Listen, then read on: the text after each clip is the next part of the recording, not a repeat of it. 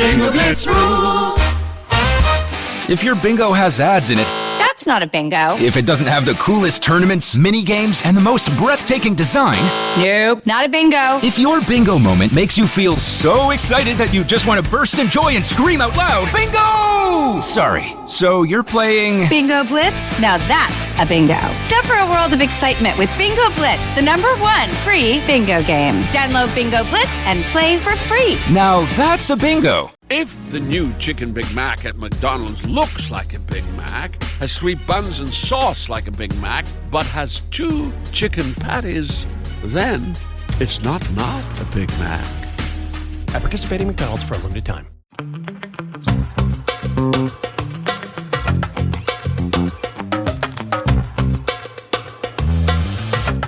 Merry fucking Christmas, everybody! Ho, ho, ho. Woo! Don't talk about me while I'm right here. All 3 of us. Ho, ho, ho. Perfect. Or ho, ho, ho. Guys, if you're not watching this, I mean, if you're listening to this, Merry Christmas. But after you listen to this, you should also watch it because we're not going to tell you what you'll see, but it's festive as fuck. Right. So go watch it on YouTube after you've listened to it. You'll get a different sensory experience.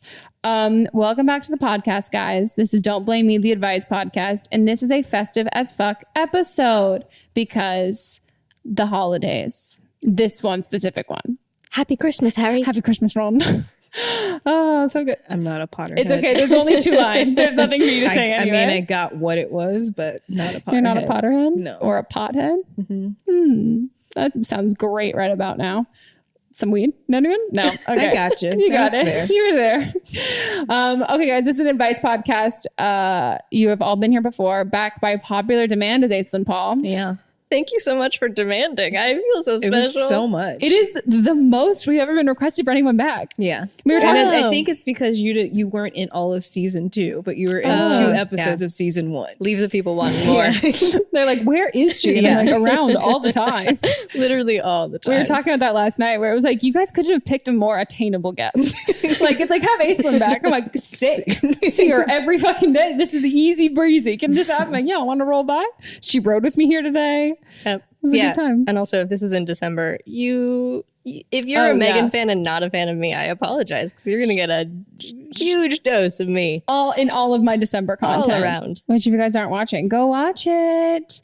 So guys, check out our pajamas if you're watching. Melissa, would you like to describe yours? I have on a gray long sleeve something. Heather gray. Heather gray. Yeah. It's very soft. It's nice. And it says resting Grinch face on it.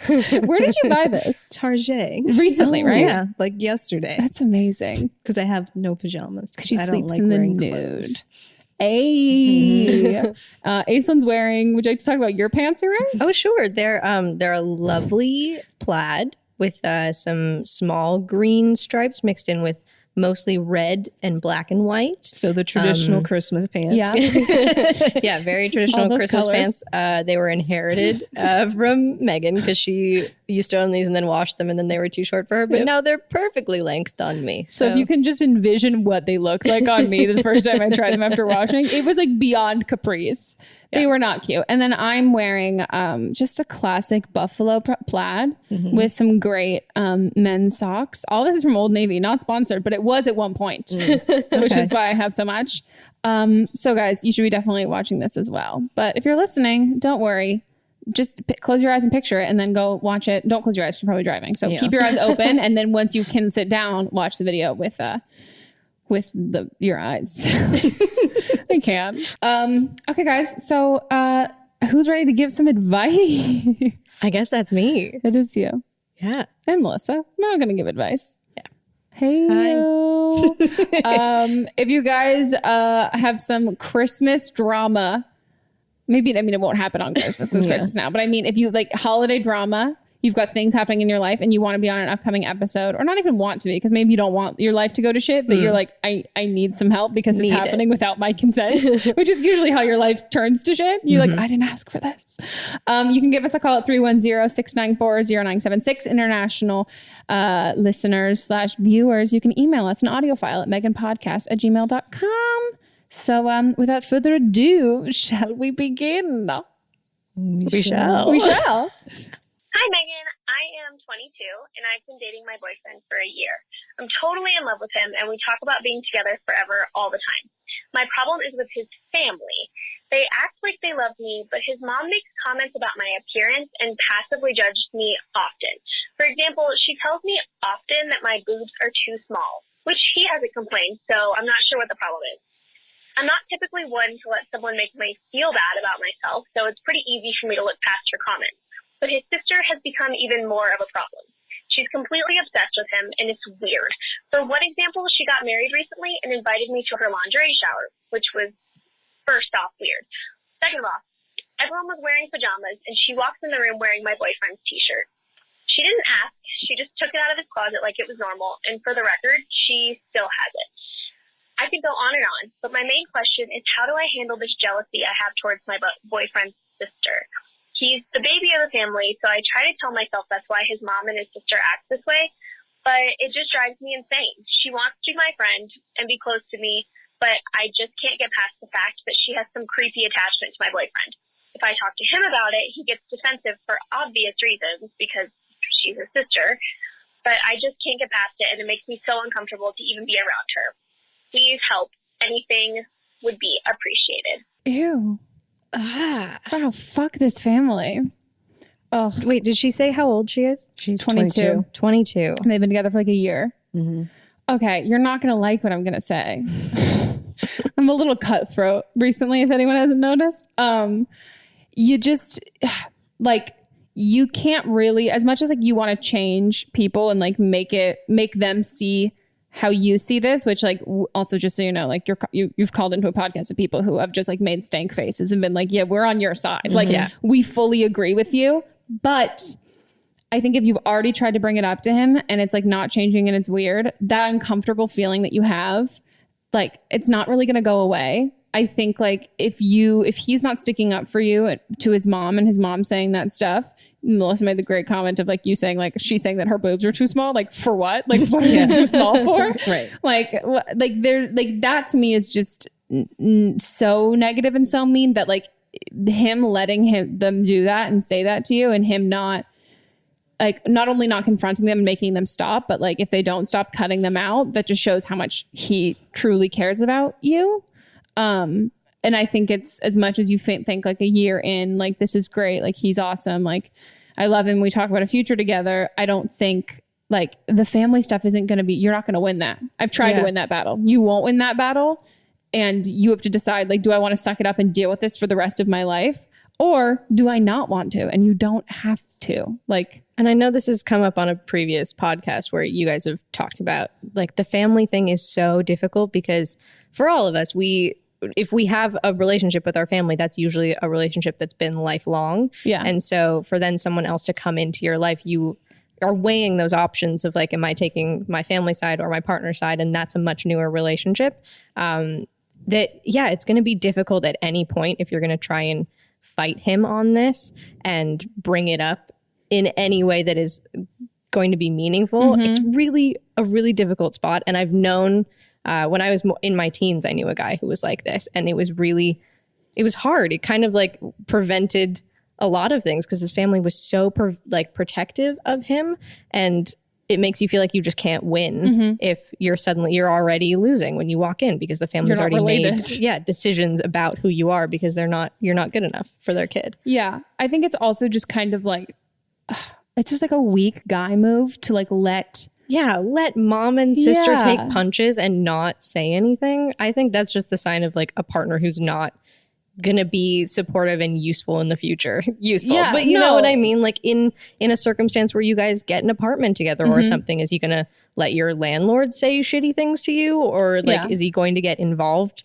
in other situations where that kind of thing really matters? And I've heard, it's also important to think about the future. If you see a future with him, but now think about it if you guys have kids. And those people are still in your life. Are you going to let them make remarks like that to your children? And then are you going to still be okay having a partner or a husband who will stand by while those things your children are criticized the same way you're criticized? Or also, you know, in 20 years, do you want to still be going over to their house for Thanksgiving or whatever holiday and feeling left out because they won't accept you?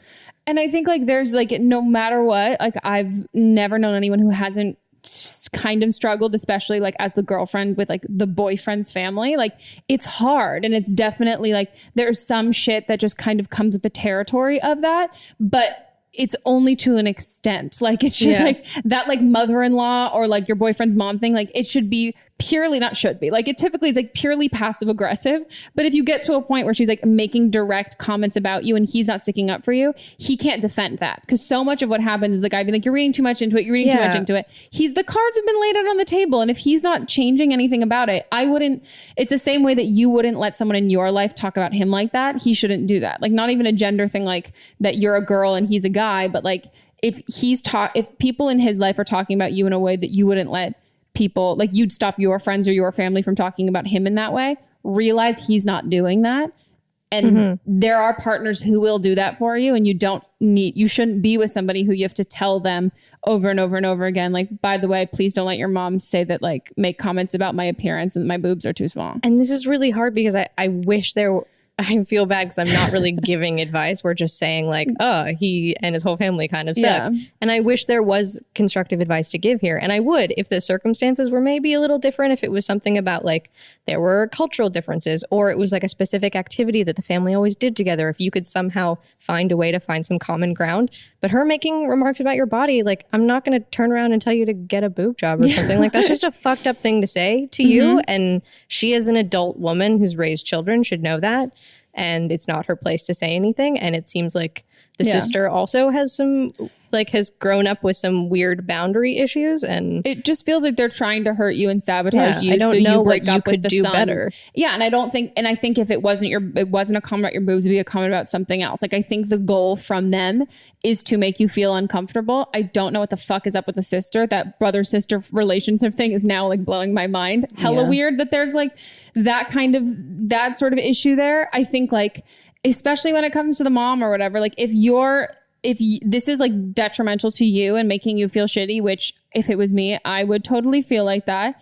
It's not worth it because like you can't fix it. You didn't do anything wrong in the situation. Like nothing that you're doing is wrong. It just sounds like they're looking for reasons to hate you and to push you away so you can be the evil like villain bitch who dumped their son, as opposed to them telling their son, hey, like no one's good enough for our son. We don't want you to date. We want to keep you in a bubble forever. Like they're trying to be like cool to him and then push you away and make that, you know what I mean? Like make that happen. Like they're trying to orchestrate a breakup that comes from your side, not his. And not that I'm saying he wants to break up with you. I just mean they're like, it's like they're just fucking trying to sabotage your relationship. And I wonder if he's had any other long-term relationships before this. If you can bring it up to him in a constructive way, just say like, hey, like if you have had previous girlfriends, has this been an issue with you guys before? Have you felt that kind of pressure? Do you notice it? Or if this is his first like more serious relationship, maybe that's also a big thing, is that now the family's getting so reactive because they've never had to deal with it before. But I mean, like the fact that like she brought it up to him and like he's like not doing anything about it, like to the point of like you have to be explicit. That's something that like when it gets to this point, which I've had to do this, where it's like, no, your mom said this about me. Like, this isn't just me having like a feeling and like, there's been some like comments that could be construed like this. And they like, it took until me saying like, no, this is what so-and-so said about me. This is literally verbatim it, until like there starts to be some recognition there. But even then it might not necessarily change. And you need to know that like, and I like, it sounds stupid to say like, talk to your friends about it too, but like, you're able to survey your friends and like you've actually kind of done this by calling to the podcast. We're telling you that the relationship is strained between the like mother and like like sons, girlfriends or whatever. But like this is a different level. So I think know that we're saying that this is like reached an extreme level that like it's showing that your boyfriend's care, like who his loyalties lie with and like who he's going to let talk, who he's okay with like treating a certain way and like having everyone in his life treat a certain way. But like, yeah, if you had talked to your friends about this, I promise you that people will say that these relationships are hard, but like you've reached that this is way past that point. Like now it's just like vile and mean and intentionally trying to hurt you. And then him not doing anything is just being like, okay, so do you want me to like break up with myself? Because like, what is it? It just seems to me like a very weak move. And a year into a relationship is not that long. I don't want to sound like a negative person, but like, I don't want you to feel like, oh, we've talked about the future. I've talked about the future with so many guys I've dated, not like real future all the time, but like, I don't know, like enough that like you can see that with multiple people. Yeah, and I I shouldn't sacrifice your well-being for the sake of the future you've imagined for yourself with that person. Yeah, because that's not important enough. You can always rebuild and come up with a new future with someone else that is going to treat you better and put you first. Yeah, and there's so much about like feeling ready and capable and thinking about a future. It doesn't really have to do with your partner. It has to do where your mindset's at, and your mindset might have been there and you felt like good and accomplished and you felt like you kind of had a handle on everything, and it just happened to coincide with being in a relationship with this guy. But that doesn't mean that feeling of like security and like seeing a future, that doesn't live and die with him. Like that sense of maturity comes from you. And as like you get older and you like grow up, like you're going to be able to see like there's so many people there's so many single women just in general raising children who've decided they want to have a family. Like that sense of like wanting to like have a future doesn't rely on like having a partner to necessarily do that with. Like you can see it with a specific partner, but I think more than anything, you're going to realize that that's so much more about you. And we're like also him. going way past like into the far future. You're only 22. Yeah. It's like, I would actually love for you to call back. I want to hear more context. If you like do like talk to your boyfriend more or confront the mom, what happens? What goes on? Oh my God, are you going to confront the mom? Yeah, do it. Throw down. Wow. That's Aislinn. Is that your thing now, No, Aislinn? I'm absolutely kidding. I think we just unless switched of bodies course right you here. want to. I don't know. I don't think there's anything wrong with that. Like she's a mother figure, an adult, and you're 22, and I know even at 24, I have this feeling of like not quite being an adult yet, but you are an adult and you also are a person and you deserve respect, and she's not respecting you. And so if standing up for yourself is the thing you feel you need to do, fucking do that. Yeah. Confrontation is cathartic. My last words before I die in a fist fight. No, I mean, if honestly to like give you that kind of like bad older sister advice or bad cousin, I feel like your sister would like cares more about like, I mean, I care about you, but I just mean like your sister like thinks about consequences more as your bad older cousin. I would just fully retaliate like the next time she says something, like get yourself invited to dinner, go over to dinner. The next time she says something and she says like your boobs are too small, and you'll be like, really? Like what? Like how do you think yours are? I feel like yours are a little too big. I think your ankles are too big. Yeah, like I would literally just retaliate, or the sister like wearing a boyfriend's shirt, and I would literally like make a joke of being like, okay, Cersei wearing his shirt, like make a fucking joke about incest. Like that's like a fight. I'm also a Leo, so like fight fire with fire kind of a thing. But like at a certain point, also if he wants to make that claim of being like it's all innocent and fun, and you're like, is it innocent and fun? If I participate, does it also still remain innocent and fun?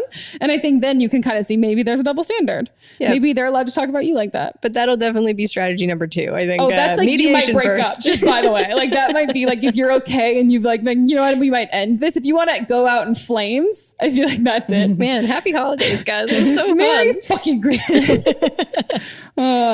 Should we go on to the next? Yeah. I'm 19. I'm currently listening to your podcast with Hannah, and it just made me realize that I need to finally call in and ask about this question. So I am currently in a relationship. I've been with my girlfriend for a little over 2 years. And the major thing that's going on in our relationship currently is that she has very bad OCD, PTSD, depression, anxiety, all of that mess.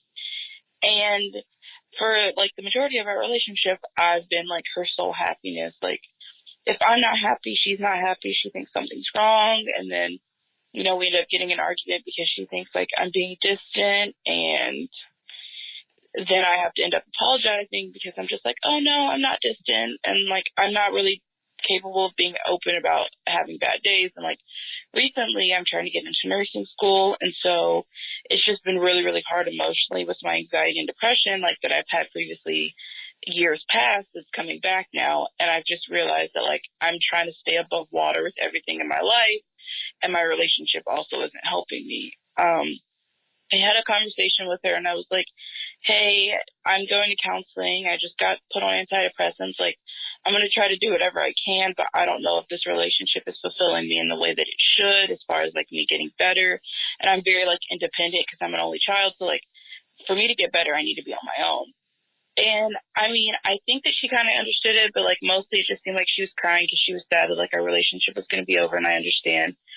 But I don't necessarily know how to like completely end it, because I know in my head that I'm like done and I don't want to be in the relationship anymore. But when you're like dealing with someone who's like really sad and like, you know, that they're not happy without you, like after that conversation, my friend was rooming with her in college, and she says like she comes home from school and all she does is cry. Like she can't even do her homework. Like me personally, I can't hurt somebody like that. And so knowing that by breaking up with her, like it's going to cause all of that pain. And even though like her and the relationship is hindering me and my happiness, like I keep living for her and other people. And I was just really needing advice on like how to let go, because being in a relationship with someone who's like that emotionally like not okay is really, really hard, and it drains like me, and me realizing like, hey, I'm not doing so well. Like I need to just focus on me, but I don't know how to focus on me without hurting her. Even though, like, I don't know even necessarily know if I'm in love with her anymore. I know I love her, but I feel like you kind of already know, and you just want our permission to do this. Like, from the way you're talking about it, you're very self-aware, and you know that it's hurting you being in this relationship, and you know what's best for you is to not be in it, but you feel guilty because there's someone else who's really been emotionally dependent on you. But you have to put yourself first. There is just no other answer or option there. Like, your mental health is so important, and it's just as important as hers, and you should be putting yourself first there. I understand completely the guilt and feeling bad about letting someone else sort of be left on their own, but she also has to learn a certain amount of independence and how to deal with her own emotions on her own. And something also to remember too, as much as, yeah, she might be crying and having a hard time with this breakup and her roommate's telling you all that, most people, even people without, like, who don't struggle with anxiety or depression, are also heartbroken at the end of a 2-year relationship. They also cry and eat like ice cream out of a tub of like, it just is normal. And so you can't let that guilt put you back in an unhealthy place, because then neither of you are going to grow. Yeah, I'm totally with you on that. And exactly, I think you know, and the thing is like, as much as it seems like being with her is like, that's what's going to help her, if you're not in love with her, it's just hindering her. Like, in order to protect both of you, you got to break up with her and like fully do that. And as much as it feels like I'm the sole source for happiness and all of those things, as somebody who's been your girlfriend, like, the last thing I would have needed is for like one of my exes to feel guilty and obligated and bad to stay there, because that just makes me feel worse. Like, that's like, and I know that, like, it's not like, I don't want to be with somebody, and again, they're making this about me, whatever. But like I don't want to be with somebody, and no one should, who feels like they have an obligation to be there because my happiness relies on them. Your happiness can only it should never rely on somebody else, but it only ever would really rely on somebody else when you're truly happy. The second that it becomes pity, it's not going to help her. It's just going to make her feel worse and feel shittier.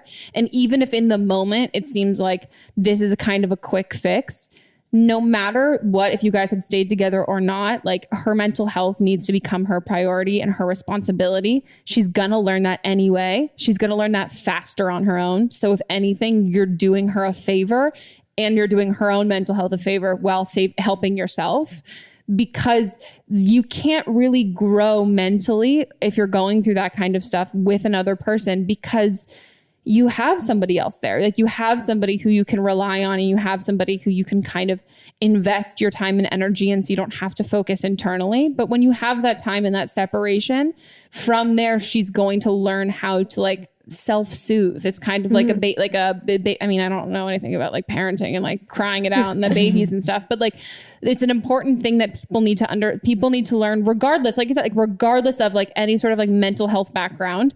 I think like knowing that, you know, you're friends with her roommate and everything like that. I think like the most important thing overall is to know that she's like safe. So like if that means that like you have like like if you're in contact with like any of her other friends, or like if you guys have ever been to like a counselor together, like somebody else.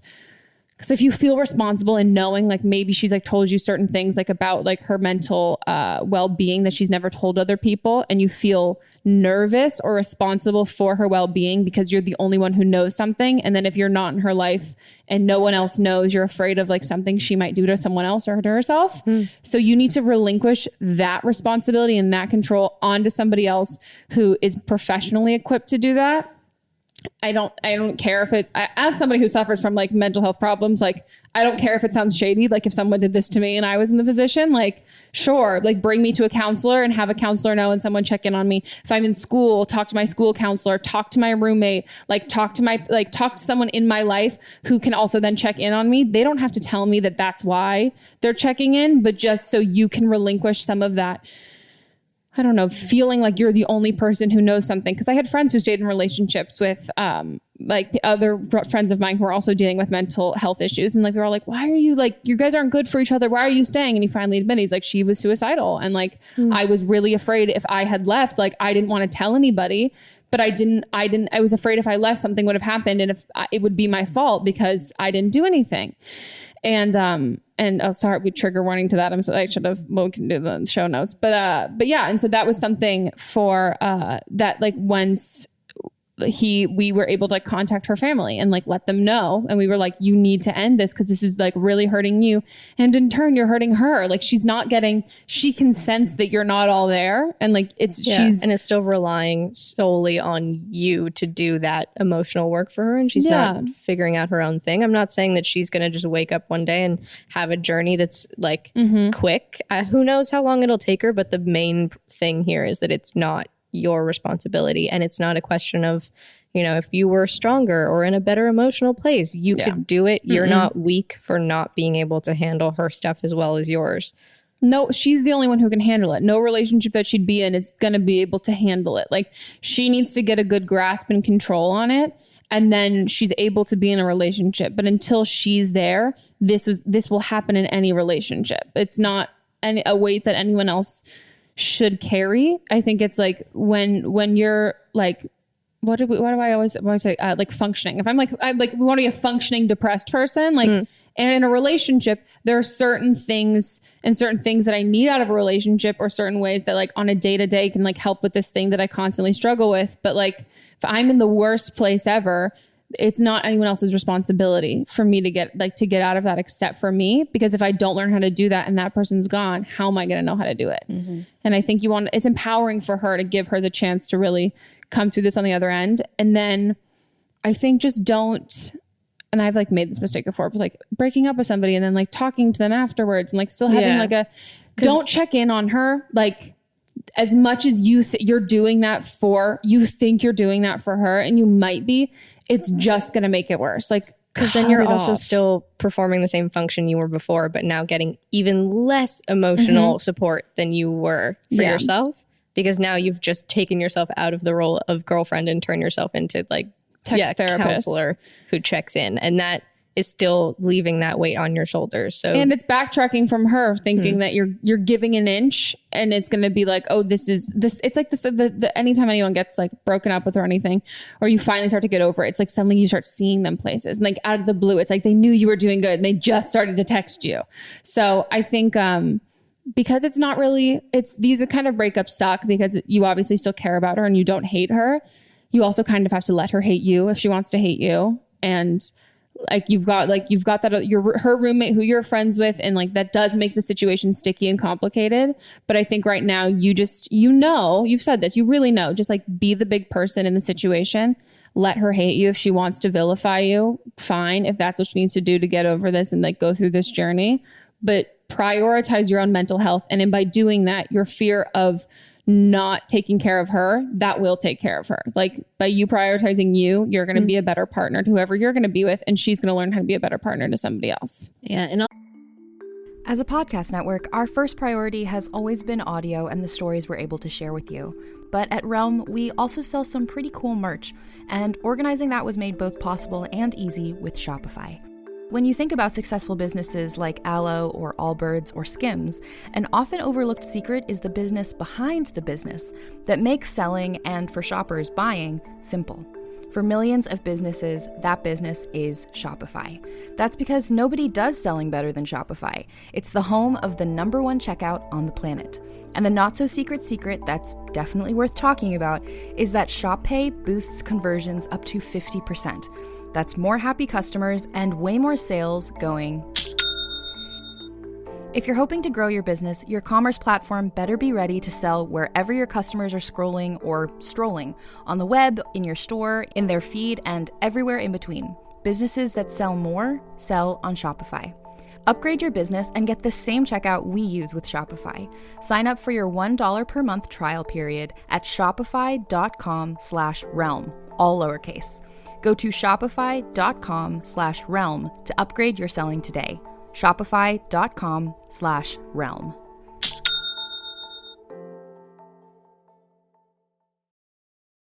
Also put a link in the show notes with information on how you can help family and friends cope with mental health issues.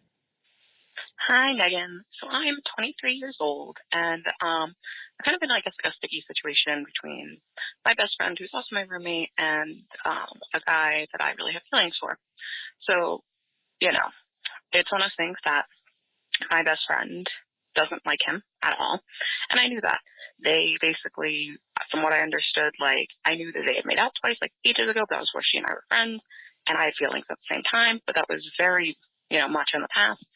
Basically, she's been really unsportive lately about me talking to him, and hey, he's actually coming up to be my date to a wedding.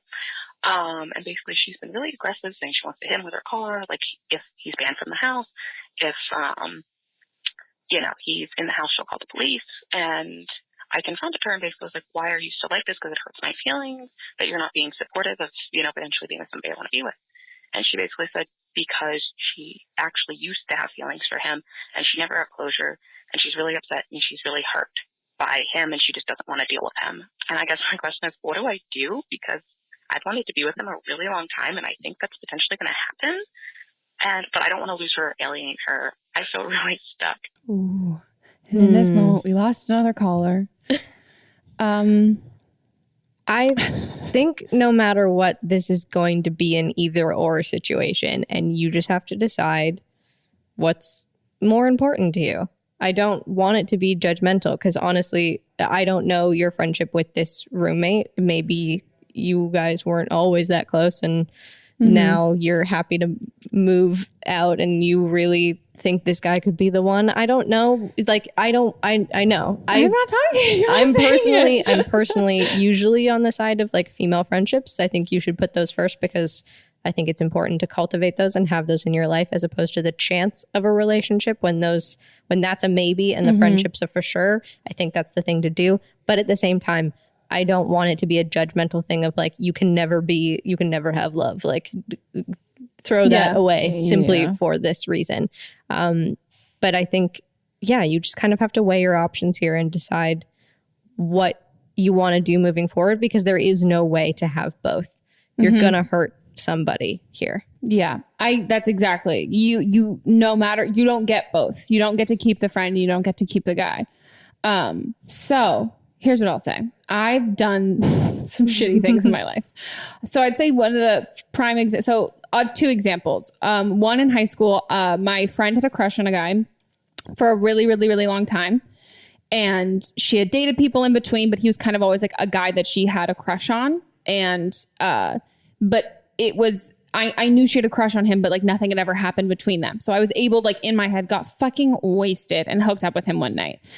And I didn't tell her. He told her because he's a fucking dick. Great kisser though.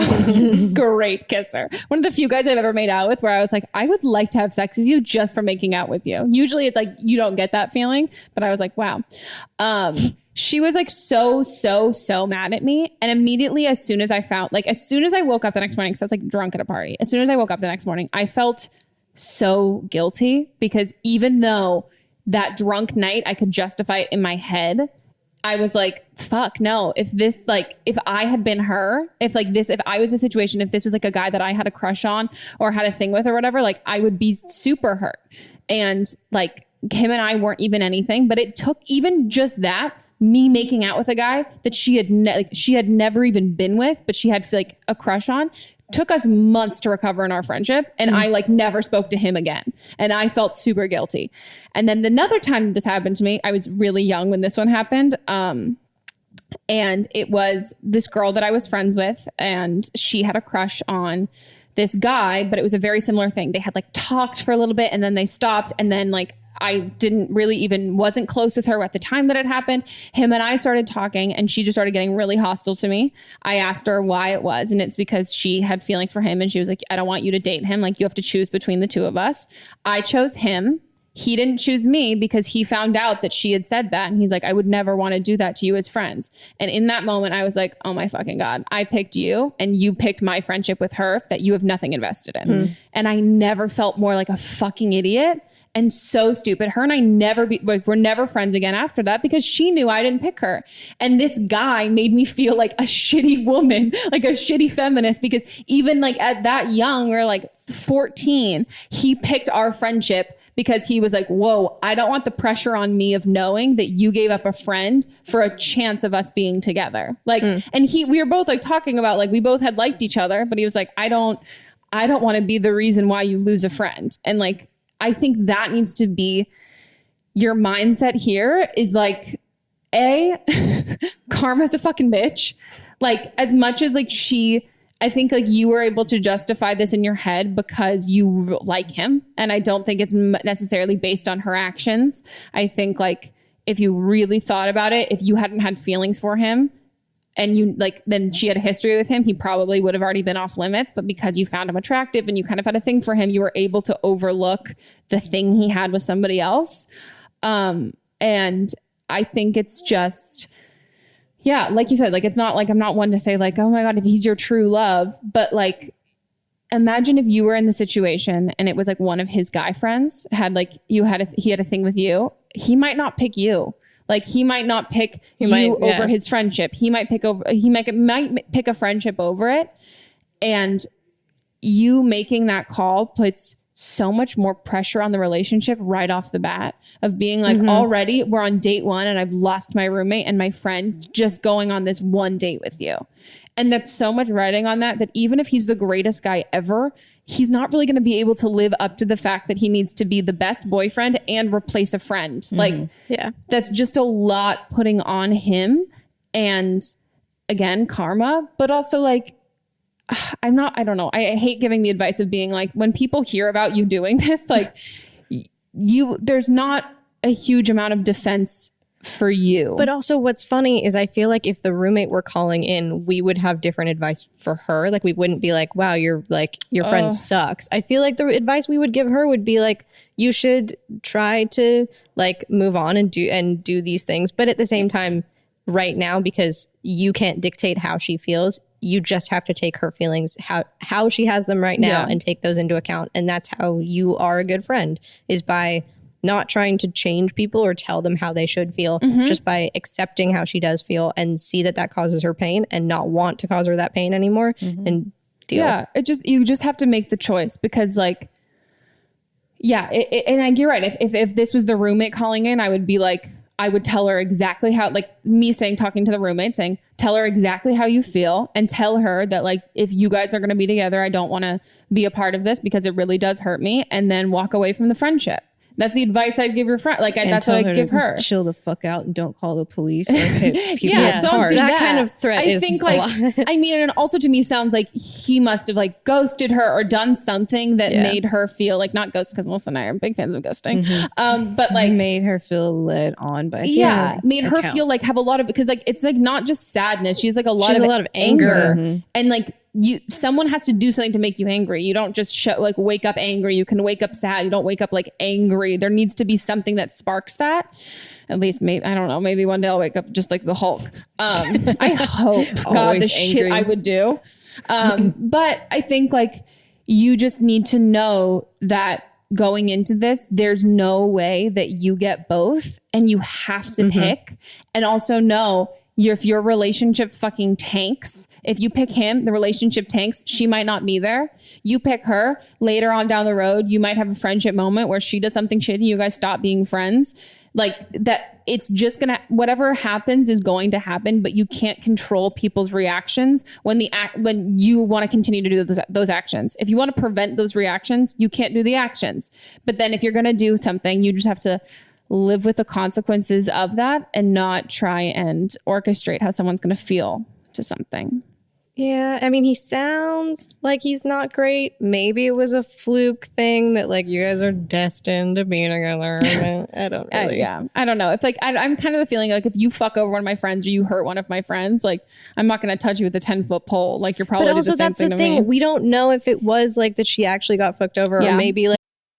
This episode is brought to you by Amazon. The holidays are here, and you know what that means. It's time to get your friends and family the gifts they deserve. Take the stress out of shopping with Amazon's great deals and low prices on a huge range of items from toys to tech and much more. Whoever you're gifting for, Amazon has great prices on everything you need this holiday season. Shop early holiday deals now. It just was a situation where they talked for a minute and now she has like really deep feelings and he is apologetic but isn't interested. And I don't know, you guys get married and invite us to your wedding. That's chill. True. Yeah, I say sit on it too. I say wait on it. And rotate. But I just mean like if you really, really wait on it, he might get bored and want to leave and then you'll realize like, oh, he's not sticking around that much. I don't mean like sit. I just, dick. Sloppy toppy. Okay, guys, it's time for a quick break and we'll be right back.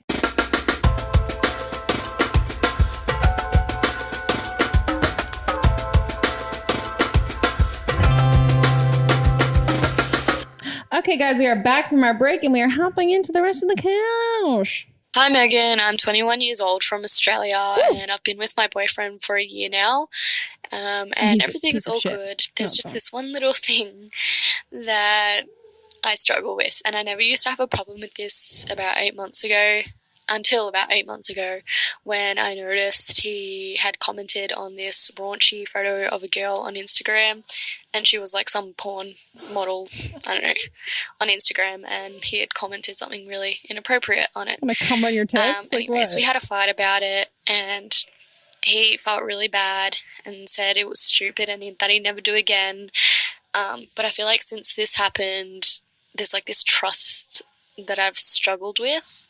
And like an insecurity, like I just can't stand if I ever see him liking other girls' photos on Instagram, like as in selfies types and girls in their bathers or just, you know, those type of photos.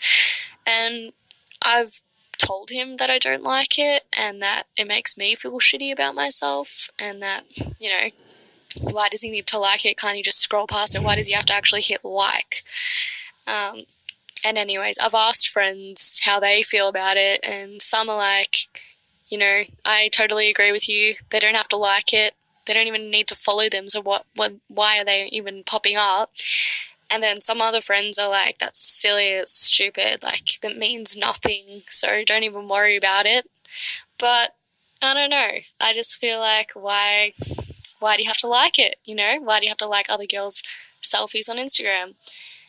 Is this stupid that I worry about it or is this something boyfriends just shouldn't do? I just want to know.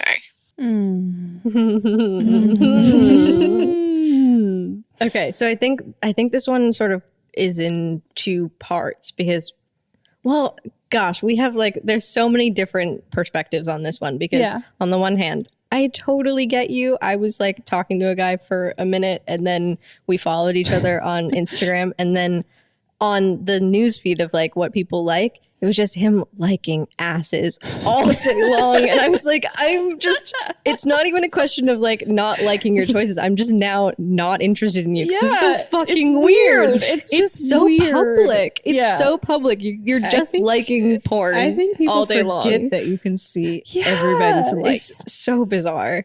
And so in that way, I'm like, yeah, I totally am with you. I think it's weird. And I think porn is totally healthy. And I think like, that's okay.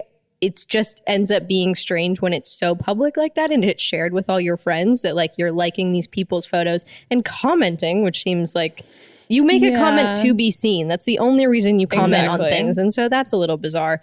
And I totally am with you in being bothered by that. But on the flip side, once you get into like his friends who like take selfies and things like that, that is like a more gray area because you don't know how like if it's just an innocent like, oh, it's my friend and she's posting a picture of herself smiling, like that's a nice thing. Or is it that he's interested in them? Like that one is a little bit more difficult. And then at the same time, you can have the argument that the like anyone who's sort of an influencer on Instagram or like a porn star or someone is a less attainable person. And so that's almost a safer like than the friends.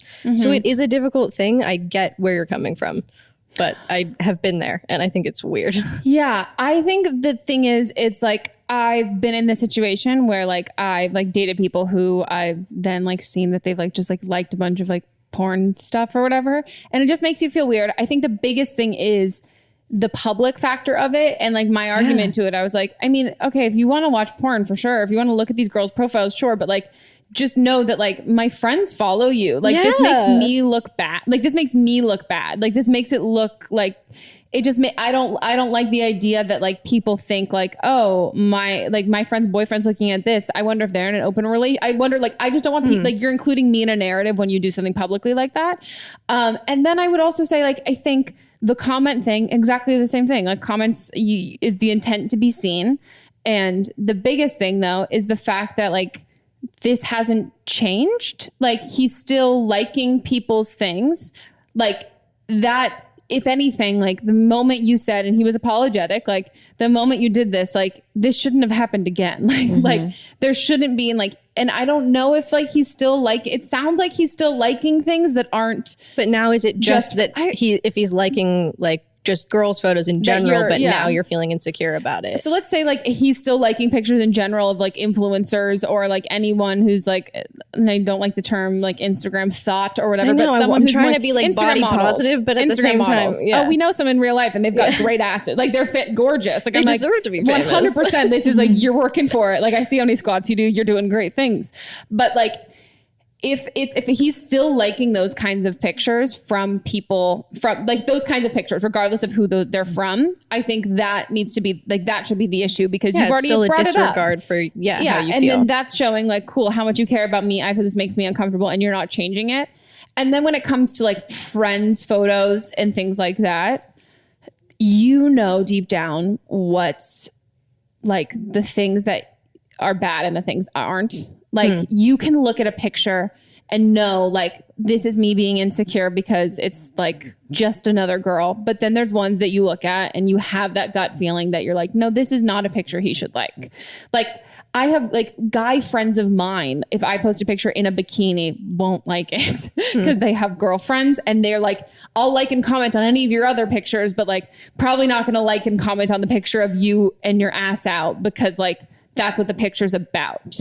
And like, I don't fault them. I'm not like, why didn't you like my picture? Like, that's so mean. Like, I don't think that's weird. I understand that. Like, just the same way that like, I probably wouldn't like, I don't know, like a picture of like, I would feel uncomfortable as fuck if like Leo posted a picture of him like shirtless, like flexing and like doing something. I'd be like, I'd probably like weird mood, like that kind of a thing.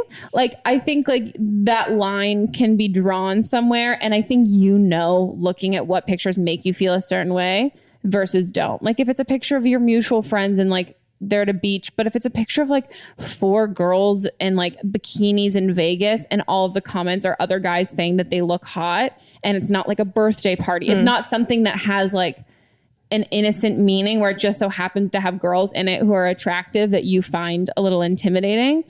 If the goal of the photo, which if it's a thirst trappy photo, I'll post that. If it's a thirst trap photo and he's liking it and commenting, even if it's a friend, I think he doesn't like, nobody needs like his one like, they don't need his like so fucking bad. They haven't asked him like follow for follow, like for like he's not contractually obliged to like all these other like women's photos. But at the same time, if he's got like friends who are girls or like cousins or anything like that, I don't think you should worry about him having any sort of other female interaction, but I think you probably know deep down which are the ones that make you uncomfortable, and there's probably a reason why they do.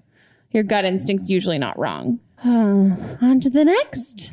So I'm 17 and I have a really messy family situation, and the only people that I go to for advice is my family, and I really need somebody outside of that can just look at the facts and tell me what I should do. So about last year, my parents got a divorce, and I was super okay with it because from about the age that I was 12, my dad had told me that the only reason why he ever stayed with my mom was because of me, and he didn't want me to have divorced parents. But having them together, they were constantly fighting, and it was just a lot. And I actually talked to them, and I told my dad that if he wanted to get a divorce, it was okay with me, and I'd rather them do that because it was just a healthier environment for me. And so they did do that, and I found out by snooping on my dad's Facebook, which I know I probably shouldn't have been doing, that he was sleeping with my brother's wife at the time. And he had been texting. I found out through my sister that he was texting a lot of girls, and my sister's about 30, that he was texting other girls that she went to school with, trying to have sex with them and being really creepy. And so I stopped talking to my dad for a while because it made me really uncomfortable that he cheated on my mom with my brother's wife. And recently, this year, they got into a big fight. My dad and his wife, my dad and my brother and his wife got into a fight because my brother found out that my dad was cheating, or that his wife was cheating, that they were sleeping together. And the police were called, and it was a really big ordeal. And now I don't know what to do, if I should stop talking to my dad, or it's just really uncomfortable, and I don't want to have to choose sides. Please help. Thank you. Oh my God. It's a clusterfuck. It is a clusterfuck. Damn. I relate to certain parts of the story, not all of them. I hate to say that, like, you have to choose sides, and you don't necessarily have to, but then not choosing a side, you have to get theme of everything. You're not gonna, if you are okay, if you still want to have your dad in your life, I don't fault you at all. Yeah. At all. Because yes, this is totally a shitty thing. This doesn't really have anything to do with him parenting you and him being your dad. Like, this was a shitty move, and parents can be shitty people. Mm-hmm. And I think, like, if he's still a positive person in your personal life, and he's like a good person for you to be around and that you really benefit from and you really like to be around, then I say don't pick a side. But if you feel really bad about this and you don't like this and you feel obligated to have a relationship with him because he's your dad, in spite of this and in spite of the fact that maybe he wasn't a really great dad, and you feel like because he's your like paternal father, like he's your father. Yeah, it's some sort of societal thing that you have to keep up a relationship with him. If that's the feeling in your brain, don't do it. Because your own, like, your parent, like whoever raised you is your parents. Like whoever gave birth to you and like whoever DNA made you, maybe those are also the people who raised you and they get to be your parents. But sometimes those are just fucking people who had sex, had a baby. You showed up here and they chose not to parent you and somebody else did. And then your responsibilities and your loyalties lie to the people who've cared for you and loved you and been really good influences and role models in your life. And like, applause to you for being so mature. Yeah, and like, you have handled this so gracefully and we applaud you here. And any parent, if you're listening and you want to stay together because you think it is helping your kids, it's not. Mm-mm. It doesn't help your kids. Does not at all. Like, they know, they understand, you're just fucking them up more. Like, just do it.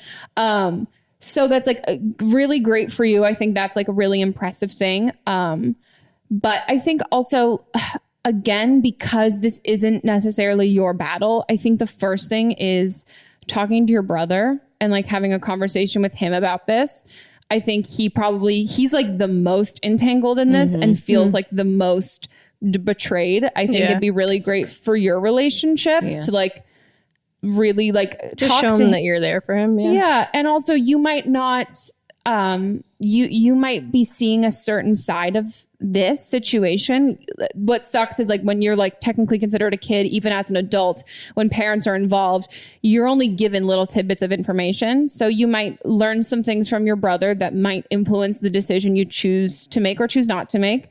And then also from there, giving him having you guys create a relationship. So if you choose to still have your dad in your life, you don't necessarily have to choose between him and your brother. Or if you're going to do that, you know what you're choosing, you know? So like talk to all the sides to know, okay, if I choose to not take a side, does that mean that my brother is not going to talk to me and I'm therefore taking my dad's side? Or if I choose to not take a side, are they both okay with that? Or are they making an ultimatum that you have to pick between the two of them? Yeah. And from there, you have to focus on who benefits your life the most and who is the best person, the most positive influence in your life, and who you want to keep around and who you want to continue to have a family with. And because it sounds like your siblings are really cool and you can have a full family with just them. You don't need to have your dad in your life if you don't want to. But also if you do want to and you feel kind of guilty about that because he's done bad things, that's also okay because it's your dad. Yeah, no one's going to blame you for any choice that you make. Or if they do, it's probably coming from an emotional place. Like your brother might be kind of mad about it. But as long as you just explain as best you can to him why you're feeling the way you do. Yeah. I think he has to understand. As somebody who comes from, I'm not going to give too much away, guys, because my book comes out and you can read all of my life in there. But I really relate heavily to some of this. And as somebody who has chosen to not take a side in a family drama, I don't fault any person I've removed myself from the situation. So let me just say, like, out of a family drama situation, I've removed myself and cut ties. I don't fault anybody who's in my life who's remained in contact with those people who, like, whether it's their parents or not. Like, I don't fault that because whatever choice that I made was for my own mental health. And I know that anybody else is going to choose that and what's going to be the best for them. And there's no faulting that. So I think if your brother also knows, if your dad is a really great dad to you, maybe he was a shit dad to your brother besides this, which this is pretty fucking terrible. But like, I think that needs to be like, he would know. Do you know what I mean? Like he would know if he was a better dad to you than he was to him. And if you wanted to still have him in your life. But I think also in this side, it's the same thing. I think I always say, like, the people who got hurt are the people that you should be really reaching out to. So whether that's like your mom and your brother, I think those are the people that you need to really support and love, because the people who did the things that broke up the family, they knew what they were doing. It wasn't necessarily an accident, and everybody else was just caught in the crossfire and they didn't ask to be a part of it. So I think the more you can go at it with like really focusing time on like fostering those relationships, then if you do choose to have your dad still in your life, you're not choosing your dad over them. Like they still feel loved and supported. That you've chosen him over them. Yeah. I think that's like what you need to focus on. And I think taking the break from like seeing your dad was probably good for you. And then knowing like, and don't let anyone pressure you into like choosing a side, whatever it may be. And just like, listen to your own feelings. It sounds like you are a very smart, self-aware, measured person. And I think if you just sit with the whole thing, I think you're going to choose the right thing and whatever. And we're not saying that there's some secret right thing that we're hinting at. You choose what's right for you and that's going to be the right thing. You seem really, really chill. Yeah. Because parents can be shit people and you don't have to deal with it just because they're your parents. Like sometimes like, I don't know. I don't know a lot of like world leaders who are terrible, like tyrants who had kids, but they had kids. Like you can be shitty and you don't have to, you don't have to necessarily deal with that stuff, which I would say is a great lesson I learned. Talking to your siblings, and if your siblings, especially your older ones who are like very much aware, a little more aware and older as the whole situation went down. If they're not talking to him and they feel really uncomfortable, I think you got to sit down with your brother and your sister and be like, tell me everything. Don't protect me. I'm not the baby anymore. Tell me everything, because if I decide that I want dad to be in my life, I don't want to be the fucking idiot who did it because I didn't know all of these other things. If I'm going to do it, I want to know that I know everything and I'm making the right decision, because they might be trying to protect you and your mom too, because like, you don't know, and like what they know probably has hurt them a lot and they want to protect you from that. But it's not fair. You can't make a choice or choose a side unless you know everything. Yeah. Okay, guys, it is time for listeners' advice. This is where you people, the listeners, call in and give us your own advice on previous segments and calls and episodes. This is from the episode with Ned Fulmer about the caller who was having an affair with a married man, but he was in an open relationship. So this is somebody that's calling with some similar advice or similar experience. I'm excited. Open relationships, home wrecking. Hi, Megan. I was listening to your episode with Ned, and I came across the one about the girl who is seeing a married man who's in an open relationship, and that hit me hard. I am 25 years old, kind of in the same situation. I'm no longer really in the situation, actually. For the past 6 months, it felt like she was. I was sleeping with a married man who was in an open relationship. We met on a dating app. He is probably one of the sweetest, coolest guys I've ever met. We are now friends, but I started gaining feelings and started getting jealous of the other girls that he slept with, because he slept with other girls, and it was hard for me. And I was very open with him, and he was very cool with the fact that I could no longer do that relationship anymore. And like I said, we are still friends. We are still close. We talk often, not as often, but he was very cool with it. And I think people in that sort of situation are very understanding of people who prefer a monogamous lifestyle, because they get that they have just a different way of thinking, more or less than not. So the guy that she is sleeping with probably will be very understanding and know that it's not something for everybody.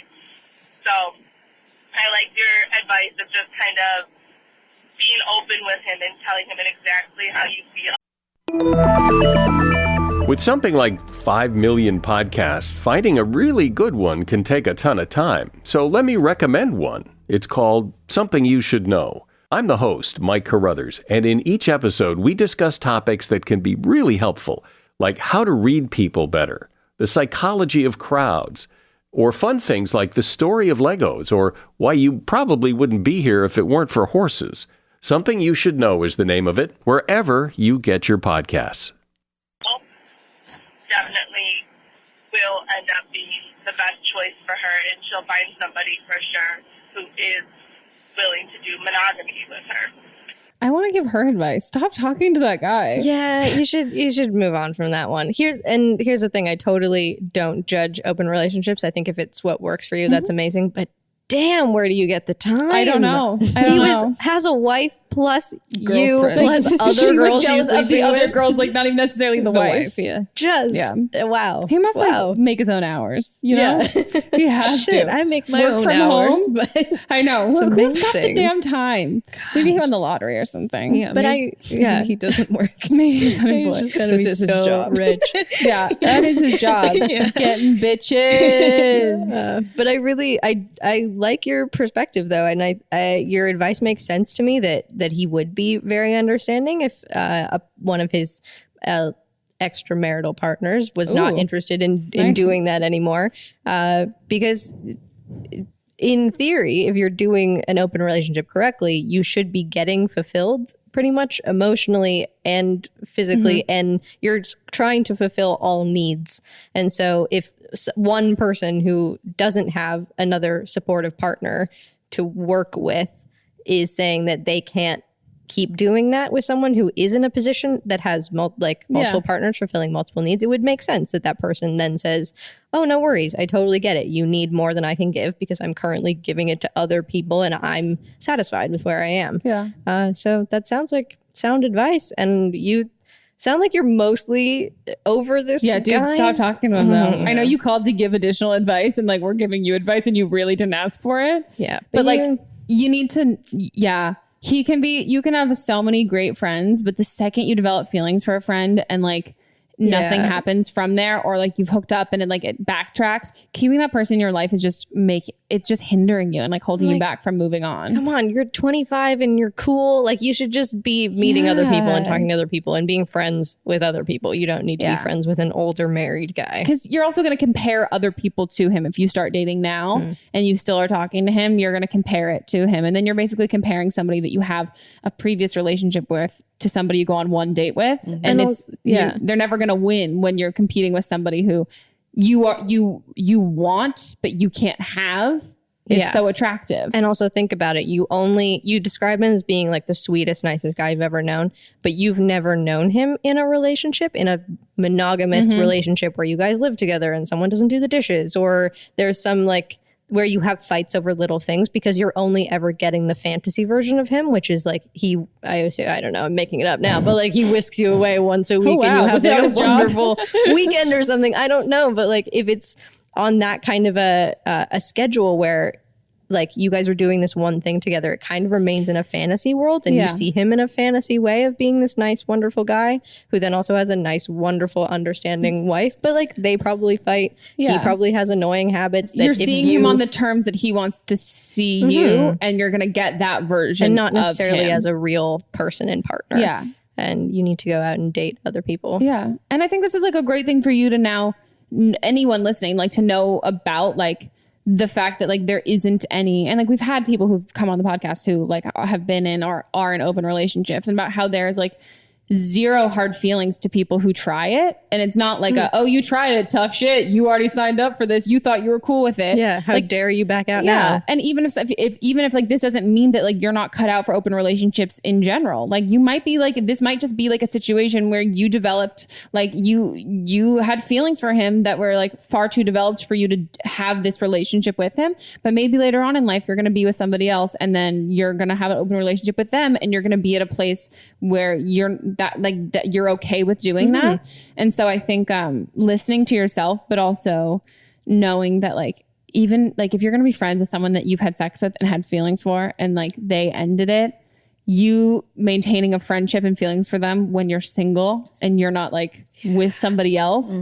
there's a part of you, even if you don't want to admit it, is kind of holding out hope that either you're going to like get more chill, quote unquote, or he's going to want to be with you in that way. Like you're just not closing that door when you really, really, really should. Cause you're preventing other people from coming into your life because you've got one foot still in that pond. But thanks for calling in to give advice to someone else. And then we just gave you unsolicited advice. How fun is that? I feel like that's honestly what it's become now. Like I'm like, call in. Like now you've asked for my advice. Your advice, but we're also still going to give you advice. More. It doesn't stop. None of it stops. The advice never stops. A fuckboy never sleeps. And neither do we. Like that's our new tagline. A fuckboy never sleeps, so neither do we. Yeah. Because we have to. Yes. Isn't that great? That is terrific. Well, someone didn't read the Instagram caption because I fucking used it. It's fine. Oh, guys. Oh my gosh. Well, Merry Christmas. Happy holidays, everybody. Happy holidays. Happy holidays. Oh, that was Mary Poppins. Okay. Did you get it? Did you guys see that movie? It's out right now. Oh, it Not is. Spawn. Not Spawn, but it's out. Wow, Let us know how it is. Good. We in the past have not seen What? it. I don't know. It is Christmas. We are here, obviously. Right now. Clearly. If you see any photos of me in Canada, they are photoshopped. Don't believe them. Yeah. Fake news, You everybody. see me with my beautiful, beautiful nieces and nephews. I'm not so there. Cute. Yeah, she's not there, so don't ooh and ah, Megan. Guys, if you want to check out Aislinn, I was gonna plug you because I know all of your socials, but you can plug yourself. But they're also pretty easy. They're just my name. At Aislinn Paul for both Twitter and Instagram. Check it out if you want. Instagram's usually a pretty chill photo place. It's a pretty dope time. Twitter is just me, retweeting really sad, horrible news stuff. And sometimes getting really angry. Memes too. We just memes DM are each few other. and far That's between why. these days. It's like purely, I hate everybody. Yeah, no, my Twitter, I looked at it recently. I don't know the last thing I've retweeted that hasn't been It was just like a funny joke. Angry and political. Yeah, that's like, what most of my stuff is. I said, do you guys follow Johnny Sun? He's like a cartoonist on Twitter, but he's so lovely and he runs a wonderful Twitter account that I like following. Here's a plug for Johnny Sun. But he like wrote a tweet that was just like, I think 2018 killed memes. Oh, wow. Like haven't seen a good meme in months. Wow. Yeah. Yeah, no, I guess you're right. I haven't. Sorry, all the meme accounts have died. Merry Christmas. Merry Christmas, everybody. Happy holidays. Good God. If you want to follow Melissa and I, our socials will also be listed down below. Follow us on Instagram and all that shiz.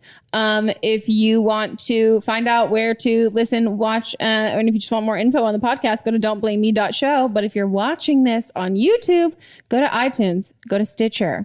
Listen, subscribe, rate us. If you are listening, go watch us on YouTube. See the festiveness that you have been hearing about. Yeah, we put in so much work. Yeah, there are things here. We're gesturing to the things, which you won't know what we're gesturing to don't know unless what you gestures watch we're making. it. Kidding. That one was a joke. Flash of the tit. I'm not wearing a bra. I could really just like free ball I am it. wearing one for the You're wearing first a bra? time. Yeah, Why? because I had on that white shirt for the last episode. So it'd be color and shape. Yeah. That's always the white makes it so like you Yeah. can't pick either or. Yeah. It's like areola and nip. Okay, guys. Well, we hope you're having a very happy holiday. I hope things are going good. I hope the world's great right now. And if you want to call in for another episode, leave us a voicemail at 310-694-0976. And international listeners, you can email us an audio file at meghanpodcast@gmail.com. And we will see you next week. I was going to say in the new year, but it's not a week enough. Nope. Wait. Will it be the new year? No, there's 31 days.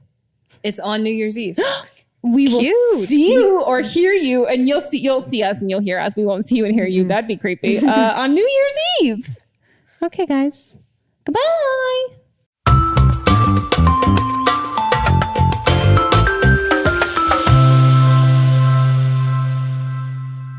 Don't Blame Me is a production by me, produced, directed, and edited by Melissa DeMont. Post-production sound by Chris Henry, production assistant Julie Carley, and music by Giacomo Picasso and Ryan Hunter. I'll see you guys next week, and don't blame me if your life, completely fucks up before then. Oh. What's up, everyone? It's Noah Daniels. Hey, y'all. I'm JJ. Hey, guys. It's Kat. And we're your hosts of the Real Hauntings podcast, where we bring on guests who share their first-hand encounter ghost stories and supernatural experiences. Now on to the trailer. I've been warned to not tell this story, but I think because of the way it ends, it's okay to tell this story, because some people say that with certain entities, to speak of them or talk about them or in any way portray them as powerful will attract them to other people. The creepiest thing about it to me is a lot of times it would wait for me to notice it. It would just lay its arm out like this, and then I'd be like, where is it? And then I'd see it, and then it would just slither back. For more information on the Real Hauntings, Real Ghost Stories podcast, make sure you check out real.fm to learn more about our podcast and many other amazing podcasts. Hi, I'm Jennifer, a co-founder of the Go Kid Go network. At Go Kid Go, putting kids first is at the heart of every show that we produce. That's why we're so excited to introduce a brand new show to our network called The Search for the Silver Lining, a fantasy adventure series about a spirited young girl named Isla who time travels to the mythical land of Camelot. During her journey, Isla meets new friends, including King Arthur and his Knights of the Round Table, and learns valuable life lessons with every quest, sword fight, and dragon ride. Positive and uplifting stories remind us all about the importance of kindness, friendship, honesty, and positivity. Join me and an all-star cast of actors including Liam Neeson, Emily Blunt, Kristen Bell, Chris Hemsworth, among many others, in welcoming the Search for the Silver Lining podcast to the Go Kid Go network by listening today. Look for the Search for the Silver Lining on Spotify, Apple, or wherever you get your podcasts.